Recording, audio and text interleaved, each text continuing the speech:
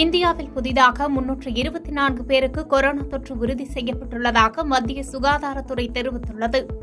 சிங்கப்பூரில் தற்போது மீண்டும் கொரோனா பரவல் அதிகரித்து வருவதாகவும் கடந்த 5ஆம் தேதி முதல் 11ஆம் தேதி வரை சிங்கப்பூரில் புதிதாக 25,900 பேருக்கு கொரோனா பாதிப்பு உறுதி செய்யப்பட்டுள்ளதாக அந்நாட்டு சுகாதாரத்துறை தகவல் தெரிவித்துள்ளது.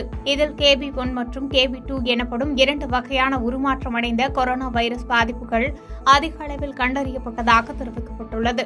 இந்நிலையில் இந்தியாவில் புதிதாக 324 பேருக்கு புதிய வகை கொரோனா தொற்று உறுதி செய்யப்பட்டுள்ளதாக மத்திய சுகாதாரத்துறை தெரிவித்துள்ளது. இதில் அதிகபட்சமாக மேற்கு வங்காளத்தில் 36 பேருக்கும், ராஜஸ்தானில் 21 பேருக்கும், உத்தரகாண்டில் 16 பேருக்கும் கொரோனா தொற்று உறுதி செய்யப்பட்டுள்ளது.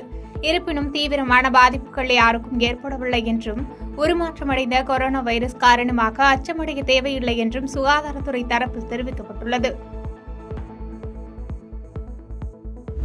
மக்களவைத் தேர்தல் வாக்கு எண்ணிக்கை நாளான ஜூன் 4ஆம் தேதி இந்தியா கூட்டணிக்கு பலத்த அடி கிடைக்கும் என்று பிரதமர் மோடி விமர்சித்துள்ளார். பீகாரின் மகாராஜ்கஞ்ச், பூர்வி, சாம்பரன் ஆகிய தொகுதிகளில் நடைபெற்ற பாஜக பிரச்சார கூட்டங்களில் பிரதமர் மோடி பங்கேற்றார். அப்போது பேசிய அவர், இந்திரா காந்தி, ராஜீவ்காந்தி ஆகியோரும் இடஒதுக்கீட்டை எதிர்த்தனர். SC, ST, OBC பிரிவினருக்கு காங்கிரஸ் மதிப்பளித்ததே கிடையாது.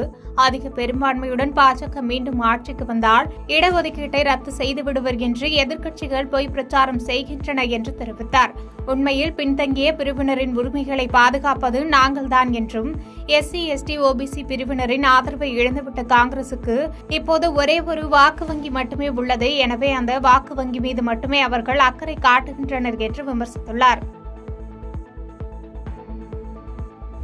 ஜூன் 4ஆம் தேதி இந்தியா கூட்டணி ஆட்சிக்கு வருகிறது என்பது தெளிவாகிறது என்று கெஜ்ரிவால் தெரிவித்தார்.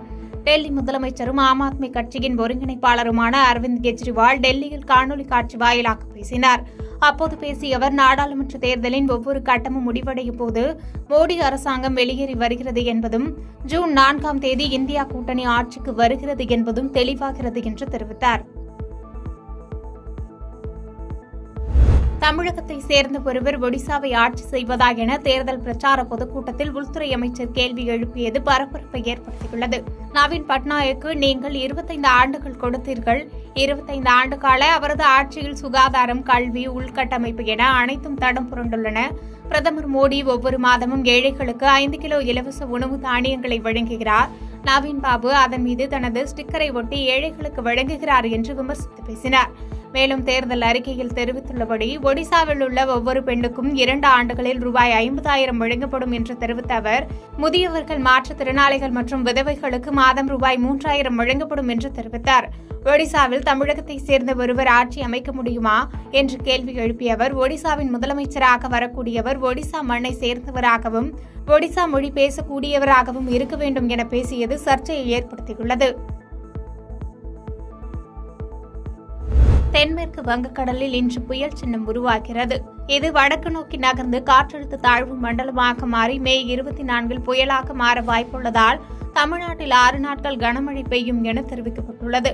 இதன் காரணமாக தமிழகத்தில் ஒரு சில இடங்களிலும், புதுவை மற்றும் காரைக்கால் பகுதியிலும் இன்று முதல் மே 24 வரை இடிமின்னலுடன் கூடியது லேசானது முதல் மிதமான மழை பெய்யக்கூடும் என்றும், தேனி, தென்காசி, நெல்லை மற்றும் குமரி மாவட்டங்களில் ஓரிரு இடங்களில் இன்று முதல் வெள்ளிக்கிழமை வரை கனமழை முதல் மிக கனமழையும், தூத்துக்குடி, விருதுநகர், மதுரை, திண்டுக்கல், திருப்பூர், கோயம்புத்தூர் மற்றும் நீலகிரி மாவட்டங்களில் ஓரிரு இடங்களில் கனமழையும் பெய்ய வாய்ப்புள்ளது.